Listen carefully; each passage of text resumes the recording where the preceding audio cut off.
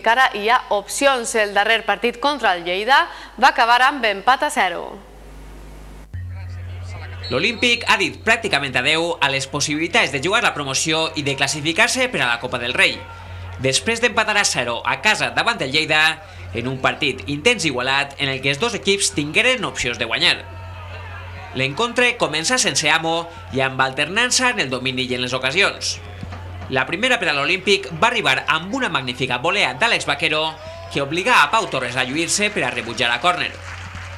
El Lleida respongué amb un llançament amb l'esquerra de Xupe que va eixir fregant el travesser de la porteria defensada per Francis.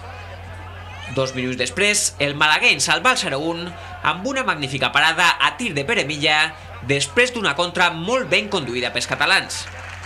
L'última de la primera meitat fou de l'Olímpic, amb aquesta cabotada molt forçada de Dani Gómez després de l'enviament des de l'esquerra de John Edison. La segona meitat va començar amb un Lleida dominador que assetjà la porteria de l'Olímpic en busca del triomf. I al minut 2, Miramont va tindre la més clara per als visitants amb un xuc creuat que besà el travesser de l'Olímpic. Tot en un partit molt especial per a Celigrat, que tornava a la que va ser la seva casa durant 2 temporades.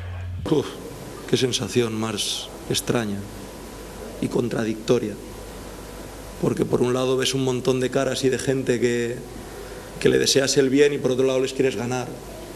Entonces, y el ganar te puede, quieres ganar como sea, porque eres competitivo, pero hay muchísima gente aquí que quiero muchísimo. Després d'una primera mitja hora de clar domini lleidatà, l'Olímpic agafà el comandament de l'encontre i va poder endur-se el triomf en el tram final del partit. En el 28, Dani Gómez ho va provar amb un xut molt escorat amb el que no va poder sorprendre a Torres.